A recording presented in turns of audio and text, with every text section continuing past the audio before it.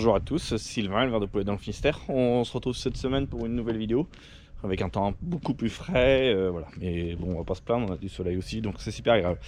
Donc dans la vidéo de cette semaine, on aura tout ce qui est l'évolution au niveau du P5, P6 sur le deuxième site d'exploitation, le P3 au niveau de la volière et le P1 aussi. Donc je vais faire le point des 4 bâtiments qui sont pleins aujourd'hui. Et j'expliquerai aussi un petit peu comment qu'on fait pour démonter les cages dans le P4. Donc voilà, donc c'est parti, on se retrouve sur le deuxième site. On se retrouve sur le deuxième site d'exploitation aujourd'hui. Donc aujourd'hui on se retrouve dans le P5. Donc je vais vous faire un petit point au niveau du P5. Donc je rappelle, le P5, il y a de l'eau, il y a de la highline et de la bovance. Voilà, il y en a 11 003 et 11 003 il me semble dans chaque lot. À quelque chose près, oui. Je suis pas forcément ces deux bâtiments là, je viens une fois de temps en temps. Voilà, donc là elles ont 42 jours. Franchement un bon comportement de l'eau, hein. Vous avez vu, c'est très calme, ça se perche super bien. J'espère que j'ai réussi à voir, c'est un peu sombre là, on est en lumière, on a redescendu un petit peu. Donc là je suis à 6 lux à peu près que je dois être à peu près. À quelque chose près, hein. C'est voilà, c'est à l'œil on va dire. Après en consigne de température je demande 20-21 degrés à peu près parce qu'il fait encore frais dehors. Donc je veux pas qu'il y ait trop d'air frais qui passe qui rentre dans le bâtiment pour pas qu'elles aient trop froid. Elles sont à finir leur plumage, donc voilà, faut éviter qu'elles prennent trop froid et qu'elles fassent des ronds pour qu'après qu'elles s'étouffent. Donc voilà, donc c'est pour ça. Là au niveau ventile, je vais faire un point là-dessus parce que voilà, c'est des petits trucs chaque bâtiment est différent. Comme là au niveau ventile, d'habitude quand le P1 ou les autres bâtiments, quand ça commence à ventiler, ma trappe s'ouvre toujours de même pas 1%. Et là sur ces bâtiments là je le fais pas. À chaque cycle de rotation ça s'ouvre une fois sur deux. Donc ça veut dire que là j'ai un cycle de rotation tous les 3 minutes, comme mes ventilos tournent, et tous les 6 minutes mes trappes s'ouvrent de 1%. Je fais ça parce qu'en fait quand elles s'ouvrent, les trappes autrement ça fait une grosse entrée d'air et ça fait une grosse entrée d'air frais dans le bâtiment. C'est des bâtiments qui sont pas forcément étanches, c'est très compliqué à gérer au niveau ventile dans ces bâtiments là. Voilà, c'est des vieux bâtiments, ils travaillent énormément, ils sont plus forcément droits. Donc j'ai trouvé le compromis. C'est la première fois que je fais ça et je me suis rendu compte que ça marche beaucoup mieux comme ça, en faisant la trappe un coup sur deux, qu'elle se déclenche. Et voilà, et un super comportement. Voilà, je trouve que ça fait un meilleur comportement au niveau des poulettes, c'est le top. Donc voilà, au niveau poids on a toujours un léger retard. Après c'est voilà, donc cette semaine c'est pas trop méchant et c'est du bio. En bio c'est toujours plus compliqué je trouve d'être dans la courbe au démarrage. Et voilà, ou alors s'il faudrait passer en renforcé, mais voilà, dès le départ je trouve ça un peu dommage. C'est déjà un coût. Après, même si c'est pas nous qui payons l'aliment, vous allez me dire, mais voilà, je pense au groupement et je me dis, je sais qu'on arrive toujours à rattraper le retard, presque dans les, allez, à partir de 8-9 semaines on arrive à rattraper le retard. Et voilà, après c'est surtout qu'il faut pas, ce qu'on crée c'est d'hétérogénéité. Et là quand je vois le lot, il y a très peu de petites, celles que c'est des petits, c'est plus pour moi qui ont eu un mauvais démarrage dès le départ. J'en vois une ou deux là. Voilà. Après, je sais pas si vous avez réussi à voir, quand on voit le comportement là, il y a un super comportement. C'est pas mal, hein. C'est bien regroupé, tout, ça bouge bien, c'est assez calme, ça se perche super bien. C'est ça qui est très important. Là, on a mis la clôture partout, donc depuis un petit moment, donc autant sur les chaînes que sur les pipettes, donc ça se perche plus du tout dessus. Voilà. Au niveau consigne de lumière, je suis arrivé à leur plat. On a un 9-17, donc ça fait 8 heures de lumière. Donc on va rester là jusqu'à 13-14 semaines. Et à partir de 14-15 semaines, on repartira à augmenter, on augmentera de 2 heures à chaque fois. Donc voilà, c'est très bien. Un super comportement, tout. Les canons à gaz ils tournent presque plus, un petit peu la nuit. Vraiment quand c'est des nuits très fraîches, mais voilà, pour l'instant je les laisse encore, on va les laisser encore une semaine ou deux encore. Et après voilà, quand ils tourneront plus du tout, on les démontera et on les soufflera, comme ça ils seront prêts pour le prochain lot. Donc voilà, pour le P5 franchement c'est top, rien à dire, c'est très bon comportement. Là sont passés au niveau repas, elles sont passées à 2 repas maintenant. Je veux absolument qu'elle fasse un bide mangeoire. Donc là elle mange le matin à 9 h. Là en ce moment elle est en train de manger, donc elle mange à 9 h pendant 3 quarts d'heure. Ça se remplit, ça met à peu près une demi-heure. Et après en fait les trémies, il y a un quart d'heure. Après pendant un quart d'heure il y a encore de l'aliment qui peut venir. Donc comme ça permet qu'elles ont à manger jusqu'à midi, midi et demi à peu près, 1 heure, jusqu'à midi et demi, 13h, et après elles remangent que vers 4h. Le soir, 1 heure avant. En fait, comme ça, elles ont le ventre bien plein le soir avant que ça s'éteigne, et comme ça, le lendemain matin, quand elles se rallument, il reste un peu d'aliment, elles vident les gamelles et ça se redéclenche. Et ça fait c'est le deuxième lot que je fais comme ça. Je trouve que ça se comporte beaucoup mieux. Il y a beaucoup moins de risque d'étouffement aussi comme ça. Franchement, quand on voit là, c'est hyper calme, vous avez vu. Ça mange tranquillement, c'est le top. Il y a un bon comportement, c'est très bien. Donc voilà, on va se retrouver dans le P6 pour faire le point aussi. Bon, le P6, voilà, on a 3 séparations. On a 2 lots de Loman, c'est juste la vaccination qui change. Et au fond, on a un lot de Bovance. Franchement, voilà, très bon comportement. Des poulettes qu'on 35 ou 36 jours, si je me rappelle bien. Voilà, un super comportement là aussi, très calme. Là, je viens de remonter, hop, les chaînes, les décoller plus du sol, pour bien qu'elles se remplissent bien, et aussi pour faire le tri. Toutes les petites, pour que toutes les petites, voilà, toutes celles qui ont du retard, elles s'éliminent toutes seules en fait. C'est un peu sadique, mais c'est comme ça que ça marche le mieux. Voilà. Là, pareil, on fait le vide mangeoire. Là, elle mange, sauf que là, j'ai fait différemment. Là, elle mange qu'à 11h30. Elle mange pas en 3/4 d'heure, pareil. Et le soir, elle mange à 16h. Je fais le vide plus longtemps, vu qu'elles sont un peu plus vieilles. Je fais un vide un peu plus longtemps. Je trouve que ça marche mieux. Il y a des meilleurs rendements. Voilà. Elle consomme plus. L'avantage de ça, et en homogénéité, tout en poids, on a beaucoup moins de retard dans ce bâtiment-là que dans l'autre. Voilà, il y a ça aussi, c'est qu'on a passé aussi rapidement à faire des vides mangeoires comme ça. Voilà, c'est pas mal, hein. Il y a un bon comportement, tout, c'est génial. Là, au niveau... Hop, qu'est-ce que je voulais dire? Au niveau consigne de lumière, je suis à... Mince, on est à 7-17 encore, je suis à peine rendu au plat. Ça va être un plat pareil de 8 heures. Donc on sera soit... Ouais, je sais pas, je vais voir. Non, un plat de 9h, autant pour moi, soit je vais être à 8-17 ou je vais voir, ou 9-18, je sais pas, on verra. Je vais voir comment je fais ça, ça va dépendre aussi. Mes plats en fait, mes des heures de lumière le matin, je fais en fonction à quelle heure qu'on arrive dans le bâtiment le matin. Parce que la plupart du temps, voilà, c'est Angie qui vient après quand elle a déposé les enfants. Donc c'est pour ça, on fonctionne comme ça. Donc voilà, franchement c'est un super comportement, c'est le top. Donc voilà, affaire à suivre maintenant. Voilà, maintenant ça va être beaucoup de surveillance, éliminer vraiment les tout petits qui restent. Puis voilà, faire le suivi. Au niveau consigne de température, je demande 22 degrés encore là. Pareil, j'ai un cycle de ventile. Je suis à 5 tous les 5 minutes. Là je suis mieux parce que le bâtiment est un peu moins humide dans ce bâtiment là que par rapport au P5, donc je ventile un peu moins souvent et on a une meilleure ambiance. On est un peu plus humidité aussi, même si là je vais baisser, parce que je trouve à mon goût c'est un petit peu trop fort. Donc c'est pour ça.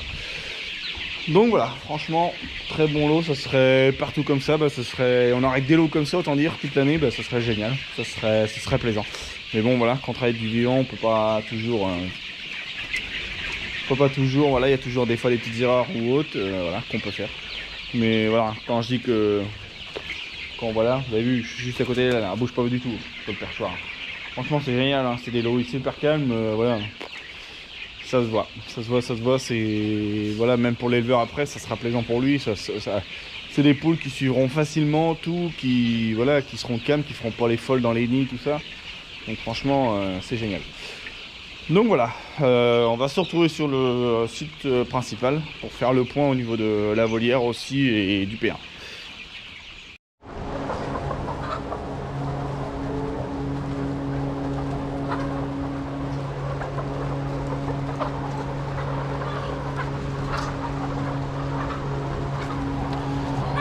Bon, on se retrouve dans le P3, dans la volière. Donc c'est des poulettes qu'on 102 jours. Donc voilà, c'est un lot qui est prêt, qui va partir fin du mois, comme je te disais la semaine dernière. Voilà, on va dire un beau lot qu'on a réussi à récupérer un petit peu. Il y a toujours un petit peu de tri, encore un petit peu, voilà, des petites pattes et autres. Mais franchement, un bon comportement de l'eau qui est très calme quand même. On a à dire, hein, quand on voit, voilà, je suis moi à l'entrée, voilà, j'ai fait du bruit, je veux me mettre à peser les poulettes là pour voir un petit peu le poids qu'à fond. On va se mettre avec Angélique. Angélique est en train de faire le tour là pour voir un petit peu, faire le tour habituel du matin. Voilà, un super comportement, un bon comportement de l'eau qui se perche de plus en plus. Je sais pas si vous avez vu en début de vidéo, et là je vais essayer de vous faire voir. Vous voyez tout ce qu'il y a en haut là. Vous avez vu, voilà. J'essayerai ce soir de revenir presque au coucher pour vous faire voir un petit peu le comportement qu'il y a et vous faire voir le peu qui reste au sol. Faut que je prenne le temps, je vais essayer de faire ça ce soir ou demain. Si j'ai un petit moment dans la soirée pour le faire juste avant de coucher, pour vous faire voir en fait comment que ça, voilà, j'ai réussi, même s'il en reste encore, on va pas dire beaucoup, il en reste encore, allez, on va dire un petit 10%, donc ça veut dire qu'il en reste un petit, même pas, j'exagère, il n'en reste pas 10%, il en reste peut-être 1000, 1500, peut-être qu'il en reste 5% à peu près qu'il en reste au sol, même pas. Donc je pense qu'on va y arriver, on va réussir à, voilà, que tout le monde se perche. Voilà. Donc voilà, on aura réussi ça. Voilà, après, on s'est rendu compte que, voilà, que tout était différent. Qu'est-ce que je voulais dire par rapport à ça? Que par rapport que quand on a ouvert la structure au démarrage, on a remarqué qu'il ne faudra pas faire comme on a fait là. Même s'il y a un très bon comportement, qui sont bien démarrés tout, que ça fait des bons petits poussins. Faut surtout pas enlever les rampes et autres, faut les laisser un petit moment pour bien qu'ils s'habituent à remonter bien dans la structure pour qu'ils s'alimentent et j'ai perdu, et qu'il y aille à l'eau aussi. Voilà, au niveau consigne de température, dans une volière, je suis toujours un petit peu plus haut pour pour essayer de garder la litière assez poussiéreuse comme là, même si en dessous de la structure, je trouve que là on est assez humide. Je pense qu'on doit être le fait aussi que voilà, c'est un lot qui a été démarré fin d'été, qu'on a eu des périodes très humides, donc c'était un petit peu compliqué. Après voilà, c'est comme ça, on va faire avec. Voilà, on fera avec pour le curage, tant pis. Au niveau consigne, donc là je demande autour de 18 degrés, 18,5 qui fait en moyenne dans le bâtiment. Là je suis un plateau de lumière de 11 h. Donc ça s'allume à 6 h le matin et ça s'éteint à 17 h. Là je pense que c'est pour ça que je veux les peser, parce que je pense qu'il va falloir que je passe en stimulation, augmenter au moins de 2 heures je pense dans les jours à venir, je pense. Peut-être pas cette semaine, mais milieu de semaine prochaine. Je pense qu'il faudra que je vais augmenter mon plateau, je vais monter à 12 voire 13 heures de lumière. Et j'augmenterai un petit peu aussi en intensité. Pas beaucoup, mais un petit peu. Voilà, je pense que je le ferai qu'après la vaccination. Là c'est un lot qui est prévu de vacciner mardi prochain, donc dans 8 jours. Donc voilà, j'espère que ça va bien se passer. Voilà, c'est une volière que je trouve que c'est ça qui est compliqué. On verra sur l'autre système de volière au niveau de la Vanco comment ça se passe, la vaccination. Mais là je trouve que celle-là elle est compliquée, c'est beaucoup de manutention, beaucoup de risques d'étouffement. Voilà, donc on verra comment ça se passera sur la vancomatique à l'avenir. Mais voilà. Donc voilà, je vais faire la pesée et je reviendrai vers vous pour vous dire un petit peu le poids et voilà ce que ça donne. Bon, on a fini de peser avec Angélique. Voilà, je vous ai pas filmé la pesée parce que voilà, vous aviez vu un petit peu le fois comment on faisait. Donc là on a pesé une bonne centaine qu'on a pesé avec Angélique, donc à fond 1,285 kg. Elles sont largement au-dessus, pas largement au-dessus, on a un bon 15 grammes d'avance qu'on a. Ce qui est important c'est l'homogénéité. Donc l'homogénéité, il faut savoir qu'on n'était pas très bon les fois d'avant, pas très bon. On augmentait au fur et à mesure. Là aujourd'hui on est à 85% d'homogénéité, donc c'est très bien, en sachant qu'il y a toujours un petit peu de tri encore à faire. Ça veut dire que je pense qu'on va repeser fin de semaine prochaine, vendredi dans 8 jours, dans 10-15 jours je pense qu'on va peser après la vaccination. Déjà pour voir si elle perdra du poids, si la vaccination ne l'aura pas fait trop stressé et autres. Et de 2, après le tri, parce que la vaccination il faut toujours un peu de tri, donc c'est là qu'on verra comment on a l'homogénéité. Mais déjà 85%, j'en suis sûr que quand l'eau va partir on va être à 90-92%, donc ça sera très bien. Donc on a bien récupéré le lot, on a bien bossé, c'est très bien. Maintenant ça va être de continuer à maximiser un maximum, que les poulettes se montent un maximum sur la structure, qu'elles se perchent super bien, comme là. Vous avez vu, là c'est l'heure du repas pourtant, ici, et ben il y en a plein en haut, hein. Ça se perche super bien. Et boum, ça revient aussitôt derrière moi. Vous avez vu les barrières, on les a remis là, hop, ça se perche super bien. Voilà. Je pense qu'à l'avenir, tout à l'heure on en discutait avec Angélique, je pense qu'à l'avenir j'ai envie de refaire un système de perchage sur ce côté là en fait. Là j'ai un système de panne, remettre un système de gond avec une barre en ferraille et mettre 2 tubes de rond excusez-moi, je mange mes mots, pour qu'elle puisse se percher dessus à partir de 12-13 semaines, le mettre à ce torsier à peu près. Et là bon, elles arriveront à voler et à se percher dessus. Ça fera beaucoup plus de perchage. Et après hop, tu fais un système qui se replie avec un système de chaînette, tu raccroches là. Comme ça quand tu es au vide et au départ quand les poussins arrivent, il n'y a rien qui t'embête. J'avais envie de faire ça, je me dis, plus qu'on mettra de perchage, plus qu'on va les inciter à se percher et à voler. Donc elle sera habituée à aller plus dans les autres volières après. Donc le but, voilà.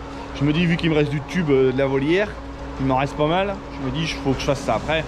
Je sais pas si je vais le faire au vide là, ça va dépendre si j'ai du temps ou pas. Voilà, ça dépend le vide, le temps qu'on aura et voilà comment ça se passe à nettoyer et tout ça. Donc voilà. On va se retrouver dans le P1, on va faire le point aussi dans le P1. Voilà.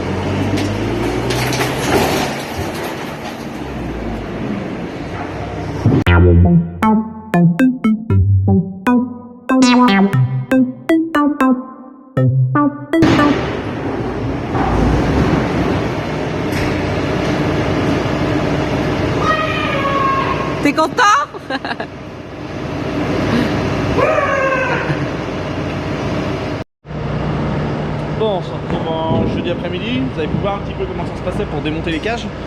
Angélique, elle a essayé de filmer, elle se mettait quand même assez loin, voilà, parce qu'on sait jamais. Ça casse projeter la ferraille ou autre, voilà, c'était pas assez dangereux. Voilà, ça se passe voilà, super bien. Là. Quand on a beaucoup plus de place, je suis beaucoup plus à l'aise. Surtout que là, en fait, comme vous avez pu voir sur la vidéo, en fait, je l'ai fait tomber. Ça fait la troisième batterie que je fais comme ça. J'ai tombé la petite batterie qui était à l'opposé et la grande tout à l'heure. Et la petite là que vous avez vu, qui reste, de toute façon c'est la dernière qui reste, ça va beaucoup plus vite comme ça, l'écran elle est déchirée. Donc là ça se déchire pas, ça se déchire bien. Hein. C'est juste les chaînes des fois qui sont chiants, puis les gros fils de fer. Je sais pas si vous avez réussi à voir.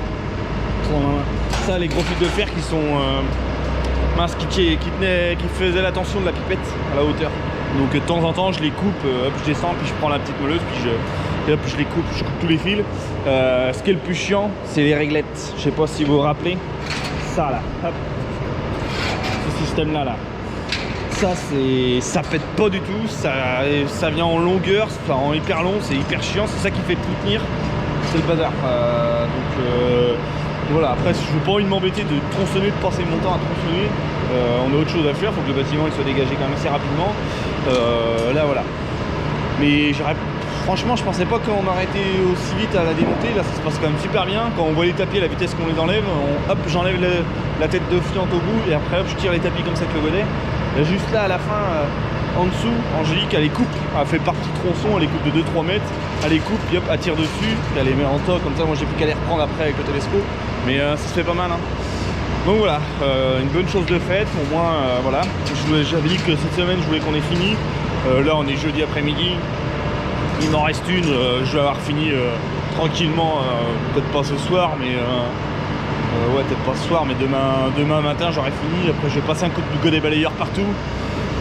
On va enlever, il nous reste le convoyeur à fiente aussi à enlever en travers. Donc faut qu'on le démonte tout, à l'extérieur aussi on va le démonter. Donc voilà, petite péripétie qui m'est arrivée. C'est lundi soir, ça a dû m'arriver quand j'ai fini. Voilà, j'ai vu que je voulais absolument en faire, qu'on ait fini cette semaine, j'ai fait ça dans le noir. Et en fait, avec les chaînes, il y a une chaîne qui a pris d'un bout et elle est venue d'un seul coup, ping, taper. Et hop, elle a cassé en fait le timon du portail, l'isolation, tout le pignon du portail qui est cassé. On avait enlevé les portails avec Angélique, on les avait démontés lundi matin avant, et en fait là ça a cassé carrément le bout du pignon, ça a carrément pété l'isolation, puis bah, après en haut ça s'est arraché, la chaîne elle a pris dedans, donc c'est le bazar. Mais bon tant pis, de toute façon après l'encadrage du portail je voulais le refaire, il était pourri. Je m'étais dit, vu qu'on est à démonter, on va refaire l'encadrage, on va tout repartir à neuf, au moins ça sera plus costaud. Bon bah là, faut qu'on refasse l'isolation. Je sais pas comment on va faire, j'ai pas trop réfléchi encore à ça, je pense que je vais faire appel à quelqu'un pour le faire, parce que moi j'ai pas forcément le temps. Bon, on se retrouve en ce vendredi après-midi, j'ai fini de sortir les cages, ça y est, j'ai fini hier soir, bah, on va dire j'ai fignolé ce matin, ce qui restait. Donc vous avez vu, ça fait déjà un bon stock de tapis à fiente, donc ça va partir, je vais faire expédier ça, il y a un transporteur qui va le récupérer. Voilà, on va être obligé de payer, vu que c'est du déchet, il n'y a pas le choix. Hop, le tas de ferraille a énormément diminué. Ils ont emmené à peu près environ pour l'instant 35 tonnes après de ferraille. Donc là il nous reste, je sais pas moi, ouais, il nous reste environ peut-être 6-7 tonnes à peu près. Donc voilà, hop, je sais pas si j'ai réussi à voir. Tac, on voit ce que ça donne vide. Ça fait le bâtiment, on le voit beaucoup plus grand. Donc maintenant ce qu'il nous reste à faire, ça va être le convoyeur à fiente. J'ai pas eu le temps de m'en occuper aujourd'hui, je voulais, puis après voilà, j'avais autre chose à faire. Moi je m'en suis pas occupé. Angélique elle avait enlevé tous les madriers qu'il y avait tout autour du convoyeur à fiente. Il reste voilà. Donc ça on va les remettre à l'abri, comme ça sera bon. On sait jamais, ça peut servir. Le convoyeur à fiente, je l'enlèverai que la semaine prochaine maintenant. Là, je veux mettre à passer le godet balayeur pour qu'il soit tout propre le bâtiment, pour pouvoir je veux le laver la semaine prochaine. Je veux faire laver la coque et le sol, comme ça il sera nickel avant de mettre la volière. Et voilà. Donc au niveau de la maçonnerie, comme je disais, on a de la maçonnerie à faire. Donc hop, là évidemment, on aura là où il y avait le convoyeur à fiente. Donc là au niveau du convoyeur à fiente, je vais reposer un conduit, je vais remettre des caniveaux que je vais remettre 4 ou 5 bouches, je pense que je vais mettre pour aller hop, récupérer dans la fosse où qu'il y avait avant. Alors attendez, je vais essayer de vous montrer ça si je peux ouvrir la porte, c'est pas sûr. Comme ça l'eau en fait, l'eau de lavage, je pourrais la récupérer et après j'aurai juste à la pomper avec une tonne à lisier. J'appellerai le voisin, hop, je vous fais voir comme ça. Où qu'il y avait le convoyeur à fiente, il y a une grosse fosse. La fosse, je sais pas combien quel mètre cube ça peut faire, hein, mais voilà. Au moins, on est aux normes par rapport à ce bâtiment-là pour récupérer les eaux de lavage. Pour l'instant, ils ne le demandent pas, mais je pense qu'à l'avenir, ils nous le demanderont. Donc voilà, là, c'est pour ça. Je vais reposer 4 caniveaux pour récupérer l'eau de lavage quand on le lavera. Il y a ça à faire. Là, il y a hop, un peu de maçonnerie à faire ou que le portail est cassé. Donc à refaire tout ça. Qu'il y a à faire au niveau maçonnerie, là. Et de l'autre bout, au niveau de l'autre bout du bâtiment, que je veux faire, je vais remonter toute une rangée de parpaings parce que là-bas au fond c'est du panneau sandwich que c'est, et en fait j'ai à force et je pense qu'il va s'oxyder, il va percer, donc j'ai pas envie de laisser ça comme ça avec la fiente tout. Et voilà, je me dis rien que des fois sans faire exprès on a qu'à taper dedans ou autre avec quand on curera avec le télescope ou autre, si je peux éviter ça m'arrangerait. Donc c'est pour ça, là je veux monter un petit mur de parpaing. Attendez, je vais vous faire voir ça. Hop. Après voilà, hein, je sais pas si vous arrivez à voir, je pense que ça fait ça assez sombre, mais franchement le bâtiment il est nickel. Hein. Le béton il est hyper lisse, c'est le top. Hein. Voilà, il reste juste les câbles en haut à finir d'enlever. Les filles elles avaient enlevé tout le reste. Il me reste juste ces petites chaînettes là aussi qui tenaient toutes les lignes de lumière. Là il reste ces 2 chaînes là à démonter. Donc voilà, il reste pas grand chose à faire. On fera ça lundi tranquillement. Donc voilà, donc c'est là que je vous disais que je voudrais monter un mur là je vais monter un mur de parpaing de à peu près de 40 cm de haut, et en pente évidemment pour pas qu'asperge dessus les poulettes après, pour pouvoir s'appuyer dessus, rien, bah pas forcément s'appuyer, mais pour pas qu'on abîme le panneau de sandwich qui perce. Et hop, là aussi, oh, attendez, je sais pas si ça va savoir. Là, hop, je remonterai aussi dans notre sas. Une partie de l'autre c'est grande. Là je remonterai un petit mur de parpaing pour remettre en panneau sandwich. Je vais supprimer la porte pour pouvoir faire tout mon local technique en fait, au niveau de tout ce qui est armoire électrique et autres. Donc c'est pour ça, il y a encore pas mal de boulot à faire. On a encore un peu de temps, mais voilà, les semaines vont être assez chargées dans les à venir, parce qu'on a quand même hop, je vais éteindre, ça sert à rien. On a quand même on va avoir le piquage la semaine prochaine au niveau de la volière. Mercredi prochain qu'on a le piquage, donc voilà, ça fait là c'est une grosse journée et demie de travail on va dire, parce qu'il faut le préparer la veille un petit peu, et le jour même bah voilà, on est au moins 2 dans le bâtiment, donc il y a ça à faire. Il y a au niveau du P2, il va falloir commencer à le préparer. Ça remplit début décembre, donc voilà, il est archi plein de P2, il sera à 48 000 je crois qu'on aura des poulettes qui arrivent, donc c'est très bien. Et au niveau de la volière, ça part la semaine d'après, donc ça part le 30 novembre que ça part, donc c'est pour ça il y aura pas mal de boulot après. On aura tout le curage, le lavage, tout ça à faire, donc on n'a pas forcément beaucoup de temps à perdre au niveau du P4. Et voilà, dégager toute la ferraille qui reste. Voilà, là on a à faire du tri aussi dans les bâtiments à droite à gauche pour mettre ça propre partout. Là on a la vis. Au niveau du silo aussi, on change le système de boîtard, parce que les trappes, c'est des grosses trappes, elles sont indurables autant dire, donc c'est pas pratique. À chaque fois les filles elles sont obligées de m'appeler ou autre, moi je suis obligé de prendre des fois le télescope pour pouvoir les ouvrir, donc c'est infect. Donc on va changer de système de boîtard, on va mettre des petits boîtards avec des petites trappes, ce sera beaucoup plus simple à ouvrir. Donc c'est pour ça, il y a ça à démonter, donc il reste quand même pas mal de boulot à faire, donc voilà, faut quand même essayer de pas perdre trop de temps non plus, donc c'est pour ça. Donc voilà, je suis désolé, je devais faire le point aussi sur le P1, j'ai pas eu le temps. J'essaierai de vous le faire la semaine prochaine, le point au niveau de l'évolution des poulettes dans le P1, parce que voilà, j'ai pas pris le temps. On va dire la semaine a été hyper chargée en démontant les cages et autres. Et donc c'est pour ça, j'avais pas forcément. Voilà, j'avais autre chose à faire, donc c'est pour ça. Donc voilà, j'espère quand même que vous apprécierez la vidéo. Donc n'hésitez pas à la liker, à la commenter, à partager.